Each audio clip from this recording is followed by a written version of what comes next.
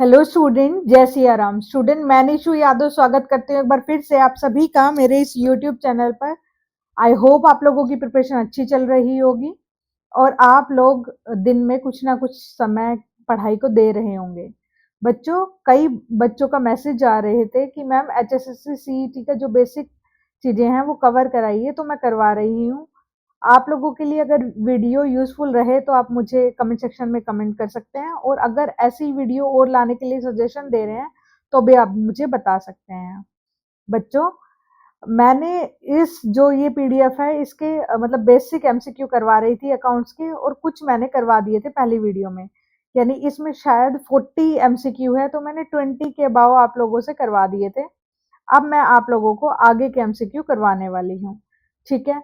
और इसमें मैं कई कॉन्सेप्ट भी आप लोगों को बताऊंगी, वो भी आप लोगों को ध्यान में रखने हैं, और उससे फ्यूचर में आप लोगों के कई क्वेश्चन बनेंगे भी, ठीक है। बहुत सारे क्वेश्चन बनेंगे, तो उसमें ऐसे कॉन्सेप्ट है जो आप लोगों को सीख लेने चाहिए समय रहते ही, ठीक है।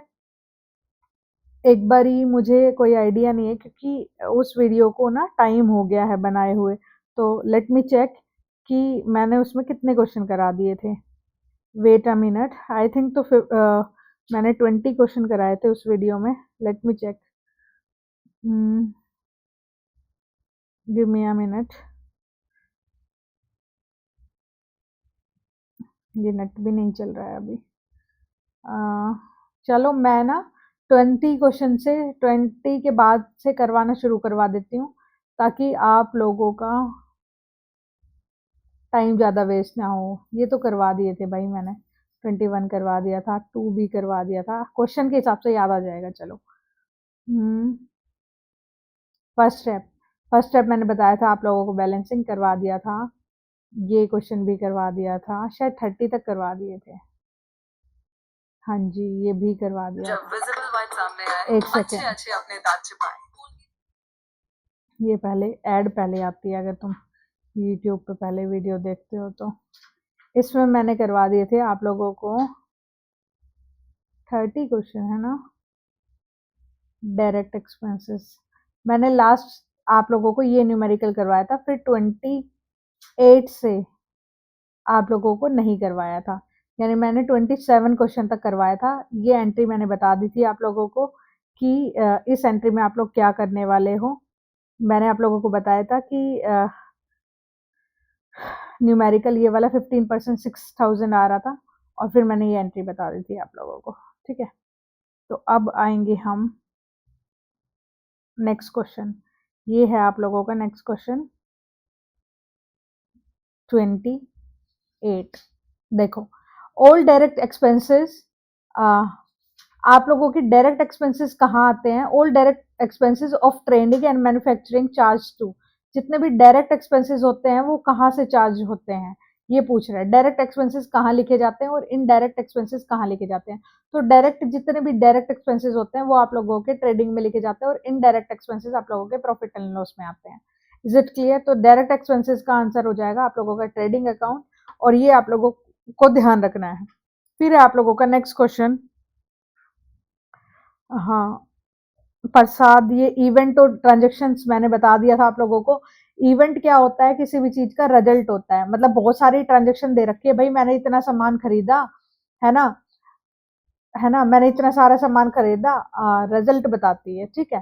तो जो आप लोगों की रिजल्ट बताए वो तो होता है इवेंट, और जो ट्रांजेक्शन बता रहा है उसे बोलते हैं ट्रांजेक्शन। मतलब बीच की बात, बीच की बात है, मतलब जैसे एक चीज मैंने खरीदी, एक चीज बेची, नॉर्मल सी चीजें बोल रहा है, ठीक है, तो उसे बोलेंगे ट्रांजेक्शन्स। अब मैंने बोलूं, मैंने 50,000 रुपए का फर्नीचर खरीदा, 10,000 रुपए का बेच दिया, और मेरे पास 40,000 का बच गया, मतलब मैं पूरा रिजल्ट बता रही हूँ कि मेरा इतना बचा, इतना खरीदा, तो उसे बोलेंगे इवेंट, ठीक है। और जब मैं बोल रही हूँ मैंने 50,000 का फर्नीचर खरीदा, मतलब एक लाइन में बोला, एक ट्रांजेक्शन बताई, मैंने खरीदा या बेचा, तो उसे बोलेंगे ट्रांजेक्शन, ठीक है। कई बार क्वेश्चन आते हैं और ये कॉन्सेप्ट आप लोगों को ध्यान में रखना है, ठीक है। फिर है interest on investment is, interest on investment क्या है बेटा? इनकम है आपकी। फिर है अ होर्स परचेज, होर्स परचेज यानी आप लोगों का होर्स परचेज किया बाय मेकिंग कैश पेमेंट, आपने होर्स परचेज किया, तो होर्स परचेज हमारा फर्स्ट क्वेश्चन था आप लोगों का, लाइव स्टॉक में आता है, तो live stock account debit to cash. अब परचेज करेंगे तो कैश जाएगा, टू कैश, ठीक है। फिर उसके बाद है आप लोगों की नेक्स्ट क्वेश्चन, और ये आप लोगों का न्यूमेरिकल क्वेश्चन है और इम्पोर्टेंट है, ठीक है। इस वजह से मैंने वो वीडियो में पूरा कंप्लीट ये पूरी पीडीएफ नहीं करवाई थी, बिकॉज आप लोग समझ नहीं पाते पूरा कॉन्सेप्ट को। देखो, on 1/1/2022 A Limited purchased new machinery for 10 lakh, paid carriage expenses for machinery 50,000, paid wages for the installation new machinery 75,000. The depreciation on machinery at the year and 31st will be computed on, मतलब depreciation कितनी पे निकाला जाएगा, तो depreciation निकाला जाता है आप लोगों की पूरी जो cost पड़ी है वो। भाई आप लोग इस क्वेश्चन को इस एग्जांपल से समझ सकते हो। अगर आपने अपने घर में एक एसी लगवाया है, एक एसी इंस्टॉल कराया है, सपोज करो आपकी एसी की कीमत थी, जो आपने जब गोडाउन से या कहीं से भी परचेज करा, वो 30,000 थी।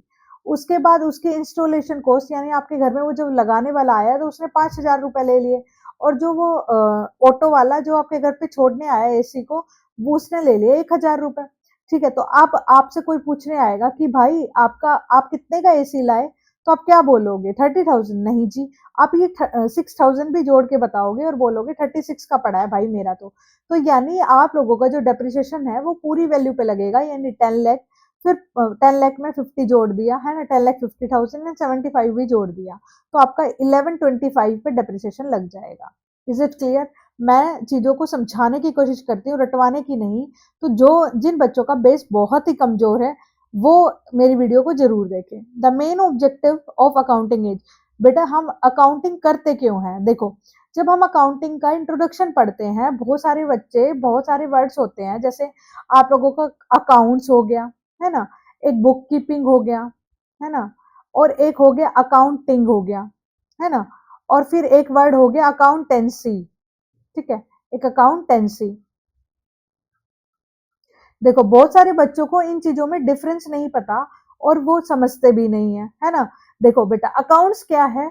जब आप अपने नॉर्मल, आप लोगों ने आपके घर के आसपास या आपके भाई चाचा ताऊ किसी की भी कभी शॉप देखी हो, किराने की शॉप हो या कोई भी शॉप हो, वो एक शॉप खोल के बैठा हुआ है, और अगर उस शॉप पे कुछ बंदे आते हैं जो उधार सामान लेके जाते हैं, कुछ ऐसे बंदे हैं जो नगद सामान लेके जाते हैं, तो जो नगद सामान लेके जाते हैं उनका तो कुछ लिखना रिकॉर्ड करना ही नहीं है भाई, जो उधार लेके गए उन्हीं का ही रिकॉर्ड करा जाता है। तो कई बार ये पूछ लिया जाता है आपसे कि जो रिकॉर्डिंग होती है वो कौन से ट्रांजेक्शन के लिए होती है, कैश या क्रेडिट या बोथ, ऐसे। तो क्रेडिट ट्रांजेक्शन यानी जो उधार है वो उन्हीं की रिकॉर्डिंग होती है भाई, वो उन्हीं को ही तो है कि कल को इनसे पैसा लेना है, कहीं मैं भूल ना जाऊं, है ना। अक्सर आपने देखा होगा, जो गांव के बच्चे हैं वो तो अच्छे से समझ पाएंगे, जैसे दूधिया लोग हैं, तो दूध दूध देते हैं वो एक घर से दूसरे घर, तो सबका खाता बना के रखते हैं वो कि किसके घर से कितना दूध लेके आए हम लोग, है ना। तो वो क्या है, वो पूरा उसका बेटा अकाउंट्स ही है। मतलब जब एक बंदा अपनी भूल से बचने के लिए जो नोटबुक में लिखता है, उसे ही अकाउंट्स बोलते हैं। एक गृहिणी, एक घर पे रहने वाली एक हाउसवाइफ, वो अगर खर्चे को मेंटेन करने के लिए अपना नॉर्मल सा एक नोट बना के लिख रही है कि इतना खर्चा मैंने बर्तन में लगाना, इतना खाने में, इतना बेटी को देना, इतना बेटे को देना, तो वो क्या है, वो उसके लिए अकाउंट्स है बेटा। तो अकाउंट्स एक बहुत छोटी सी टर्म है, और ये है, ठीक है। फिर है बुक कीपिंग। बुक कीपिंग मतलब बेटा एक तरह से और बुक्स रखने लगे हम, जब हमारा बिजनेस बढ़ा तो क्या है, हम और बुक रखने लगे भाई, कैश की अलग से बुक रख ली हमने, और लेजर की, मतलब सॉरी, ये परचेज की अलग, सेल्स की अलग, ये सारा मतलब पूरी सब्सिडीज बुक्स को रखना, ये बुक कीपिंग हो गया, यानी रिकॉर्डिंग करना बस, है ना।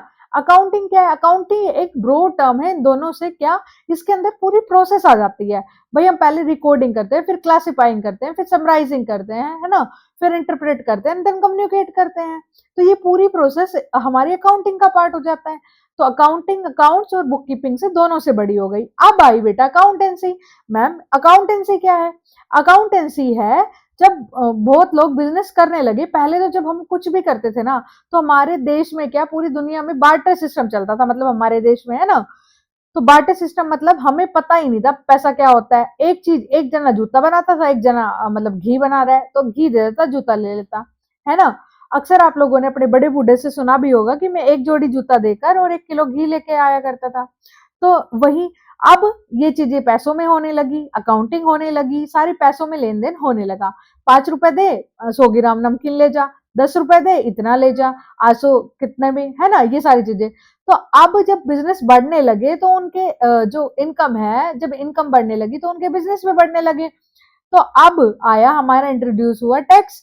तो टैक्स आया तो टैक्स भाई बोला कि एक कंपनी जो कि कपड़े बेच रही है और बी कंपनी जो कि कपड़े बेच रही है, अब ये भी उतना ही प्रोडक्शन कर रही है, उतना प्रोडक्शन। जब टैक्स वाले आए तो ये तो दे रहे टैक्स का 50,000 रुपए और ये दे रहे हैं 80,000 रुपए। तो इसने पूछा, टैक्स वाले भाई ने पूछा कि भाई सेम कंपनी है, सेम प्रोडक्शन है, आप तो मुझे टैक्स के 50,000 रुपए दे रहे हो और ये दे रहे हैं 80,000 रुपए, ऐसा क्यों? तो ये भाई बोलता है कि अकाउंटिंग मैंने तो सर अलग हिसाब से करी है, मैंने डेप्रिसिएशन का एसएलएम मेथड नहीं लगाया, मैंने डब्ल्यूडीवी लगाया है, इनने एसएलएम लगाया है। मतलब इसने ऐसे ऐसे कुछ कुछ रीजन दे दिए कि ऐसा करा है, दैट्स वाई मेरा टैक्स कम आ रहा है। ये समझदार बंदा था, ये मतलब ऐसा बंदा था जो टैक्स को बचाना चाहता था। अब टैक्स भाई साहब ने, टैक्सेशन ने, यानी आप लोगों का Indian institute of chartered accountant of India ने क्या कहा कि भाई तुम तो बड़े चालू हो, अब मैं क्या कर रहा हूं, सबके लिए कुछ रूल्स बना रहा हूं कि कुछ कॉन्सेप्ट्स, कुछ प्रिंसिपल्स जो सबको निभाने पड़ेंगे और सबको, ताकि ये क्यों बना बेटा, ताकि हम सबके अकाउंट्स एक जैसे बन सके, एक ही रूल से बन सके। Is it clear? समझ में आया? जैसे स्कूल में यूनिफॉर्म है, क्यों है? ताकि सब लोग एक जैसे दिख सके। ऐसे ही हमारे अकाउंट्स एक तरीके से एक तरह से सब अकाउंटिंग कर सके, इसलिए हमारा अकाउंटेंसी आया। अकाउंटेंसी वर्ड का मतलब ये है कि अकाउंटिंग में क्या रूल्स और रेगुलेशन अपनाओगे। रूल्स और रेगुलेशन अकाउंटिंग के अंदर जोड़ दिए किसने? हमारे आईसीएआई ने, यानी institute of chartered accountant of India ने, जो कि जिसका हेड ऑफिस दिल्ली में है। उन्होंने रूल्स और रेगुलेशन जोड़ दिया, उस अकाउंटिंग के अंदर रूल्स रेगुलेशंस जुड़ गए, तभी वो बना अकाउंटेंसी। अकाउंटेंसी मतलब एक तरह की प्रिंसिपल बुक, इसके अकॉर्डिंग रूल बुक, इसके अकॉर्डिंग आप लोग अपने अकाउंट्स बना लिए। ठीक है, बहुत सारे बच्चों को ये चीज नहीं पता होगी, मैंने डिफाइन करी है बहुत अच्छे से। अगर अकाउंटिंग की डेफिनेशन पूछी और आप लोगों ने उसकी डेफिनेशन में ये लिखा होगा कि प्रोसेस है ये, क्योंकि अकाउंटिंग टिंग आईएनजी जिस भी वर्ड के पीछे आ रहा है, इट मीन्स वो प्रोसेस है। ठीक है, मैं कुछ चीजें आप लोगों को सिंपल इसलिए बताती हूँ बिकॉज बेटा कि आप लोगों को, कॉमर्स के स्टूडेंट है, आप लोगों को ये चीजें पता ही होनी चाहिए। अगर आप एग्जाम के लिए पढ़ रहे हैं ना बच्चा, तो भी आपको पता होने चाहिए कि, क्योंकि कल को आप किसी भी बच्चे को पढ़ाते हो या कुछ भी करते हो, आपको बेसिक टर्म्स पता होनी चाहिए बच्चों। ठीक है, ना सिर्फ एग्जाम्स के लिए, आपका एग्जाम क्लियर हो जाएगा जिस दिन आप अपने पूरे फंडे क्लियर कर लेंगे। आप लोग पता है क्या करते हैं? टाइम वेस्ट करते हैं, बहुत ज्यादा टाइम वेस्ट करते हैं। आप लोग सोचते हैं एग्जाम डेट कब आएगी, एग्जाम डेट आ गई, एक बार आके चली गई, मतलब आई मीन टू से कि आ जाएगी, उस टाइम में आप पढ़ रहे हो सारे, फिर मैराथन देख रहे हो। बेटा आप लोगों की एजुकेशन, आप लोगों की नौकरी के लिए कोई भी शॉर्टकट नहीं होता। उस दिन वो बच्चा जीत ही जाएगा जिसने सच में मेहनत करी है, चाहे वो आपसे 1 नंबर से जीते, चाहे 2 नंबर से, वो फिर फर्क नहीं पड़ेगा। तो इसलिए अपना लगातार मेहनत कीजिए। जो भी टॉपिक्स पे आप लोगों को मेरे से वीडियो चाहते हो कि मैम इस पे न्यूमेरिकल पे या इसके थ्योरेटिकल पे, तो आप लोग मेरे को टॉपिक मैसेज करें, बिकॉज मैं कंफ्यूज रहती हूँ कि मैं कौन सा टॉपिक कराऊं इनको अब, क्योंकि आप लोगों का सिलेबस बहुत वाइड है।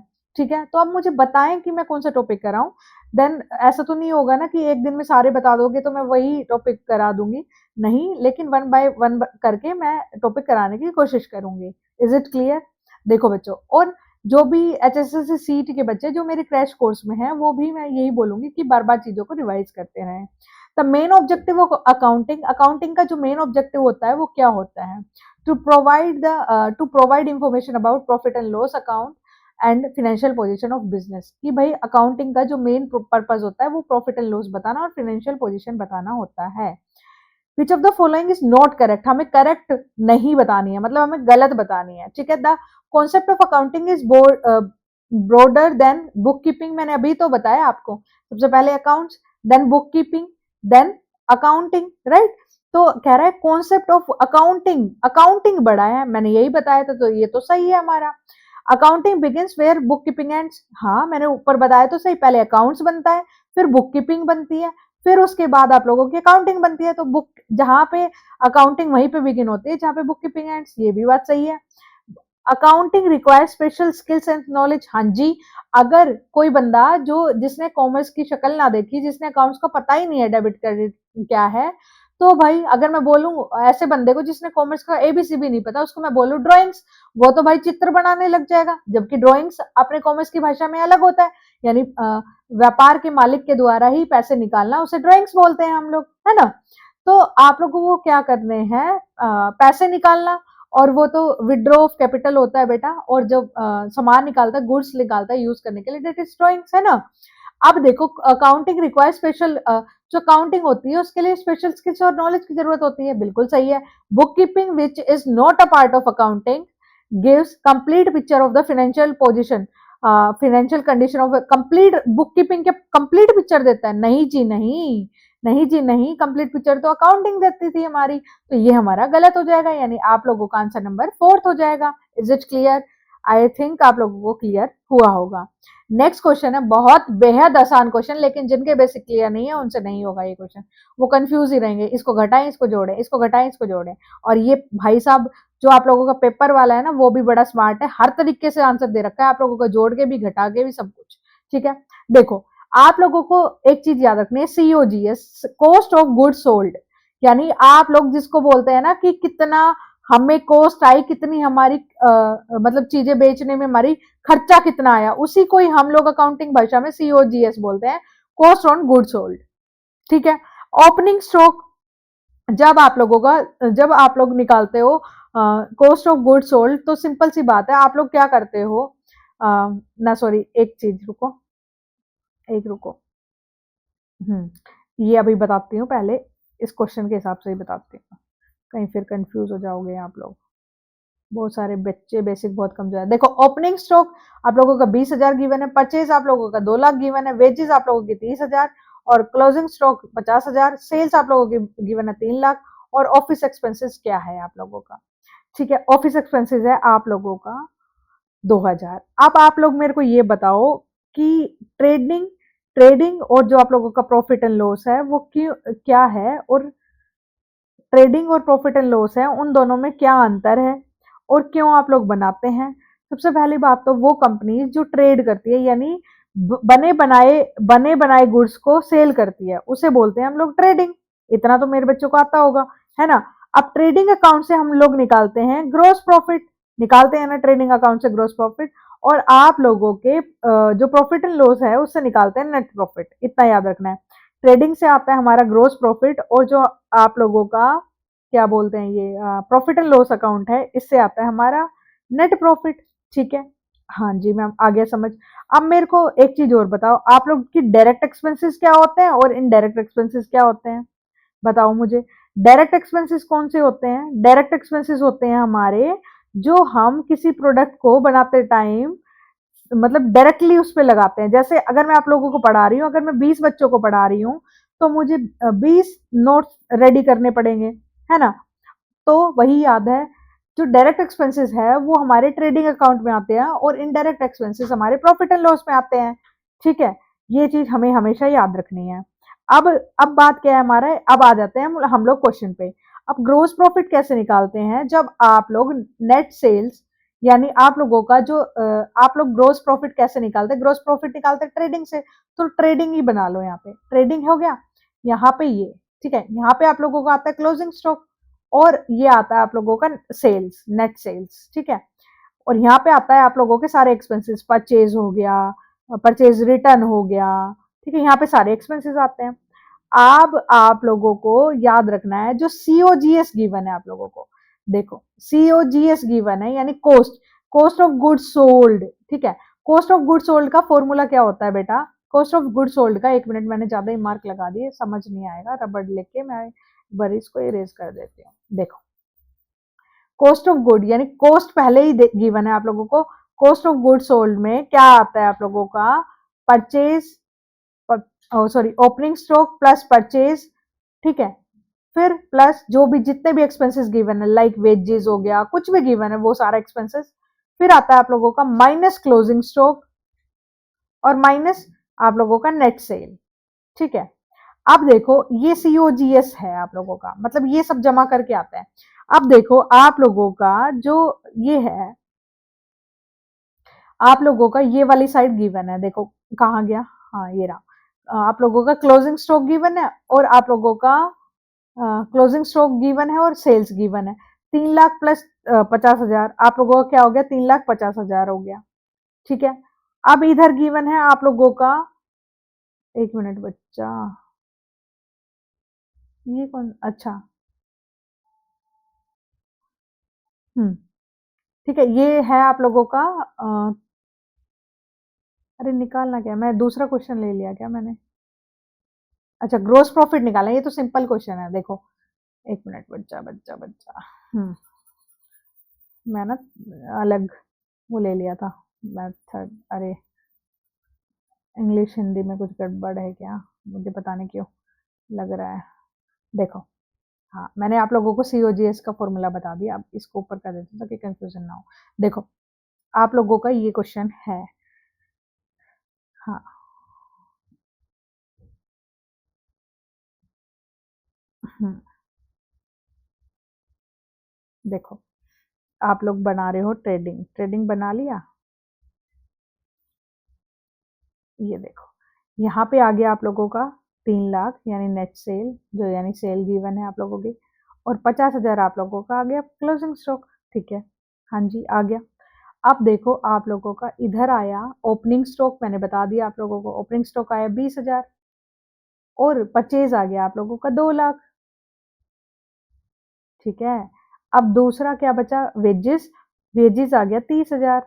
अब वेजेस मतलब आप लोगों की डायरेक्ट एक्सपेंसेस हो गई वेजेस। ठीक है, मतलब एक तरह जो डायरेक्ट एक्सपेंसेस हो गया वेजेस 30,000। डायरेक्ट मतलब क्यों हो गया बेटा, किसी भी चीज को काम कराने के लिए आपने वो वेजेस दी तो वो 30,000 रुपए हो गए। ठीक है, लेकिन ऑफिस ऑफिस रेंट जो आप लोगों का है, ऑफिस रेंट आप लोगों का क्या है, ये आप लोगों का डायरेक्ट एक्सपेंसेस नहीं है। यानी अगर आप लोग पेन, मान लो पेन बना रहे हो, तो पेन के लिए डायरेक्ट क्या एक्सपेंसेस हो गया, इंक हो गया, और ये खोखा हो गया और इंक हो गया, ये तो डायरेक्ट है। और आपने एक जगह ले रखी है जिसमें आप बहुत सारे पेन बनाते हो, तो जो ऑफिस रेंट है वो तो फिक्स ही रहेगा। जैसे मान लो 5,000 में ये रेंट ले रखा है कमरा, तो अब इसमें 100 पेन बनाओ, 150 पेन बनाओ, पेन मत बनाओ, तो ये तो फिक्स रहेगा ना रेंट। तो ये वाला है जो आप लोगों का डायरेक्ट एक्सपेंसेस नहीं है बल्कि इनडायरेक्ट है। मतलब सब कुछ पेन के ऊपर कोई इसका कोई प्रभाव नहीं पड़ रहा, बनाओ चाहे मत बनाओ, बैठ के चले जाओ, तो ये फिक्स रहेगा। तो ये इसमें क्या होगा, इसमें से लेस नहीं होगा। ठीक है, यानी ऑफिस रेंट को आपको देखना ही नहीं है कि है या नहीं है। बाकी इन सबको ऐड करो, यानी 2.5 लाख आ गए, ये 2 लाख ये और 50,000, 2.5 लाख ये आ गया, और ये आप लोगों का आ गया 3,50,000। 3,50,000 में से जब 2.5 लाख घटा दोगे तो 1 लाख आप लोगों का क्या आ जाएगा, क्योंकि ये वाली साइड बड़ी है तो प्रॉफिट मानेंगे और ये वाली साइड बड़ी है तो लॉस मानेंगे। ठीक है, तो ये वाली साइड बड़ी, इधर 3,50,000 हमारा और इधर 2.5 लाख है। 3,50,000 में से 2.5 लाख गया, 1 लाख आ गया। और ऑफिस रेंट को आपको नहीं देखना है। बहुत सारे बच्चे इस चीज को यहाँ पे गलत कर देंगे और आंसर 98,000 कर देंगे, 2,000 को भी लेस कर देंगे। ये चीज इससे पता चलता है आप लोगों का बेसिक कितना मजबूत है। बस आपको रटना नहीं है, बस याद रखना है, आप लोगों से ग्रोस प्रॉफिट निकलवा रहा है तो यानी ट्रेडिंग की बात कर रहा है, और ट्रेडिंग के अंदर जो आप लोगों के इनडायरेक्ट एक्सपेंसेस नहीं आते हैं, डायरेक्ट एक्सपेंसेस आते हैं, जो किसी चीज के बनाने पे डायरेक्टली एक्सपेंस होते हैं। ठीक है, उसे बोलते हैं डायरेक्ट एक्सपेंसेस। इतनी चीज याद रखनी है। ठीक है, अब देखो आगे नेक्स्ट क्वेश्चन आप लोगों का, the income of net profit, वो sorry non profit organisation is recorded on, जो इनकम होती है वो कहाँ रिकॉर्डेड होती है, और जो लॉस होता है वो हाँ, income recorded on dash side of the income and the expenditure account. जो एक्सपेंडिचर इज रिकॉर्डेड, देखो बहुत अच्छा क्वेश्चन है। प्रॉफिट एंड लॉस अकाउंट कैसे बनता है, बहुत सारे बच्चों को पता ही नहीं होगा। इधर लॉस होता है और इधर प्रॉफिट होता है, मतलब इधर खर्चे होते हैं और इधर जो आप लोगों की इनकम होती है वो होती है। ऐसे ही आप लोगों का क्या होता है, एक्सपेंडिचर और इनकम अकाउंट होता है। तो आप लोगों का जो एक्सपेंडिचर इधर होते हैं यानी खर्चे इधर होते हैं और इनकम इधर होती है। ठीक है, यानी तो आप लोगों की इनकम राइट हैंड साइड हो गई, तो इनकम राइट हैंड साइड और जो एक्सपेंडिचर है वो लेफ्ट हैंड साइड। ये आपका राइट है ना, मेरा राइट है ना, ये तो इनकम इधर है और लेफ्ट में इधर है। और आपसे पूछा रिसिप्ट एंड पेमेंट अकाउंट कैसे बनते हैं, तो ये जैसे हैं वैसे ही बनते हैं, रिसिप्ट इधर और पेमेंट इधर। ठीक है, इज इट क्लियर? ठीक है, और हम इसी इसी हिसाब से जब नॉमिनल अकाउंट में पढ़ते हैं ना, कि डेबिट ऑल एक्सपेंसेस, तो एक्सपेंसेस सारे डेबिट हो रहे हैं ना यहाँ पे, वही वही वाला चीज हो गया, इसलिए ये नॉमिनल खाता बोला जाता है।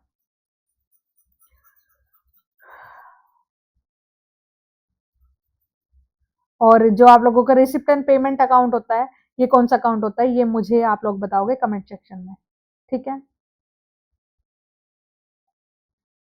अब देखो, the system of recording dual aspect concept, ये जो आप लोग डेबिट और क्रेडिट यानी एंट्री को आप दो जगह रिकॉर्ड करते हो, वो कौन सा सिस्टम होता है, डबल एंट्री सिस्टम, ठीक है। फिर है 58th क्वेश्चन, 58th क्वेश्चन क्या है बेटा, 58th क्वेश्चन आप लोगों का है क्या, देखो 58th क्वेश्चन भी बड़ा इंटरेस्टिंग है और ये भी बेसिक से है, ये भी जो मैंने आप लोगों को फंडा समझाया उसी से है। बताओ, देखो इसमें नेट सेल गिवन है, ग्रॉस प्रॉफिट निकालना है, नेट सेल गिवन है आप लोगों को, सेल्स गिवन है सीधा, तो यानी आप लोगों को ग्रॉस प्रॉफिट निकाला है तो भाई ट्रेडिंग ही बना लो, ठीक है। तो सेल्स है ना, तो सेल्स आ गई, सेल्स गिवन है, सेल्स कितनी है आप लोगों की, 25 लाख, 25 लाख, ये पेन को क्या हो गया। फिर है आप लोगों का सीओजीएस, यानी सीधा सीओजीएस दे दिया आप लोगों का 18 लाख, ये पूरा यहाँ पे सीओजीएस ही तो निकाल देते ओपनिंग स्टॉक ये प्लस करके, है ना, ये दे रखा है आप लोगों को 18 लाख सीओजीएस। तो यहाँ पे क्या करते थे, सीओजीएस का फॉर्मूला मैंने बताया था, ओपनिंग स्टॉक प्लस परचेज, है ना, फिर प्लस क्या करते थे, जितना भी एक्सपेंसेस, डायरेक्ट एक्सपेंसेस, जितना भी डायरेक्ट एक्सपेंसेस होता था, minus closing stock minus sales, ये करते थे ना। तो ये दे रखा है वेजेस पेड, तो भाई वेजेस तो इसके अंदर ऑलरेडी सीओजीएस में है ना, भाई वेजेस तो सीओजीएस में है ना ऑलरेडी, समझ रहे हो मेरी बात। राइटिंग पता नहीं बेटा कैसी आ रही है, देखो राइटिंग अजीब सी आ रही है आज, ये ना काम कम कर रहा है। सीओजीएस होता है और सीओजीएस का फॉर्मूला मैंने बताया, opening stock plus purchase plus direct expenses, जितने भी डायरेक्ट एक्सपेंसेस होते हैं जो भी गिवन है, माइनस क्लोजिंग स्टॉक और माइनस नेट सेल्स, ये होता है। तो सीओजीएस जब हमारा क्वेश्चन में गिवन है तो वेजेस पेड का कुछ नहीं करेंगे हम, वेजेस पेड को छोड़ देंगे, आधे से ज्यादा बच्चे यहाँ फंस जाएंगे, क्योंकि सीओजीएस में वेजेस पेड यानी डायरेक्ट एक्सपेंसेस जो है वो वेजेस पेड ही तो है, वो लेस, वो सॉरी ऐड करके लेस कर रखे हैं ऑलरेडी, तो इसका हमें कुछ नहीं करना। ये सीओजीएस है आप लोगों का, सीओजीएस दिया हुआ है आप लोगों का 18 लाख और ये 25, ठीक है, ठीक है, बताओ। तो आप लोगों का आंसर हो जाएगा सिंपल 7 लाख, आंसर आ गया 7 लाख, ठीक है, आंसर आ गया 7 लाख। अब है आज का second last question, secret reserve, अब इसकी भी अपनी कहानी है भाई। सीक्रेट रिजर्व, जैसे देखो बस सीक्रेट रिजर्व को ना, मतलब मैं तुम्हें ना कहानी के माध्यम से ऐसे समझा दूंगी, भूलोगे ही नहीं। सीक्रेट रिजर्व मतलब बिना चुपचाप बिना किसी को बताए रिजर्व रखना। जैसे पहले के जमाने में लोग, हमारे पेरेंट क्या करते थे, अपनी जो एसेट है ना उसको तो छुपा के रखते थे, अपनी जो इनकम है ना उनको तो छुपाओ और अपने खर्चे बताओ, तो यही सीक्रेट रिजर्व है बस, ठीक है। कह रहा है secret reserve appears in balance sheet, अरे भाई सीक्रेट है, छुपाना है सबसे, दिखाना थोड़ी है, तो नहीं आएगा। Does not appear in balance sheet, हाँ बैलेंस शीट में नहीं दिखाते, ये बात सच है। डज नॉट अपीयर, अरे प्रॉफिट एंड लॉस में तो रिजर्व आता ही नहीं है ना, तो ये नहीं करना, तो ये क्या है, बैलेंस शीट में नहीं दिखाना, ये इसका सही आंसर हो जाएगा, यानी इसका नंबर, आंसर नंबर सेकंड सही है, ठीक है। अब है लास्ट क्वेश्चन आज का, recipient payment account show all cash and bank receipt and payment, ये जो रिसिप्टेंट पेमेंट अकाउंट है ना बेटा, एक तरह का कैश अकाउंट की तरह काम करता है, मतलब पूरा जितना भी आया जितना भी गया पैसा वो दिखाना, कहता है कि उसी ईयर का दिखाता है या किसी भी ईयर का हो, भाई किसी का भी हो, किसी ईयर का हो, ये कैश करंट का आया हो, पास्ट का आया हो, फ्यूचर का आया हो, पूरा जितना भी कैश आया वो इसमें रिकॉर्ड होगा कैश एंड रिसिप्ट अकाउंट में, ठीक है। इनकम एंड एक्सपेंडिचर जो होता है वो प्रेजेंट का होता है बस, ठीक है, यानी प्रेजेंट ईयर का जो भी है, करंट ईयर का जो भी है, ठीक है। तो आप लोगों को ध्यान रखना है ये चीज, और मतलब मैं कहूँ कि ये बेसिक ना आप लोगों को कभी नहीं भूलना है बच्चा, कभी नहीं भूलना है। बेसिक्स पे मैं और वीडियो बनाऊं, trading and profit and loss, और इनमें कौन सी चीज कब जाती है, कहाँ पोस्टिंग होती है, अगर आप चाहते हैं तो मैं बेसिक पे और वीडियोस बनाऊंगी, ठीक है। बहुत सारे बच्चे जो जिनको मेरी वीडियो अच्छी लगती है उन सभी को धन्यवाद, ठीक है। और पढ़ते रहिएगा, मुस्कुराते रहिएगा और अपनी प्रिपरेशन को कंटिन्यू रखें, आप लोगों का एग्जाम अब होने को ही है, अभी हो सकता है, या फिर जो भी एग्जाम के लिए आप प्रिपेयर कर रहे हो, चाहे एस्टेट के लिए कर रहे हो, एक बार में क्लियर होगा। बस शिद्दत से प्रिपरेशन करें, कंटिन्यू रखें अपनी पढ़ाई को। ठीक है, ठीक है स्टूडेंट, मैं निशु यादव एंड करती हूँ मेरी इस वीडियो का। मिलती हूँ किसी नई वीडियो में, तब तक के लिए जय श्री राम।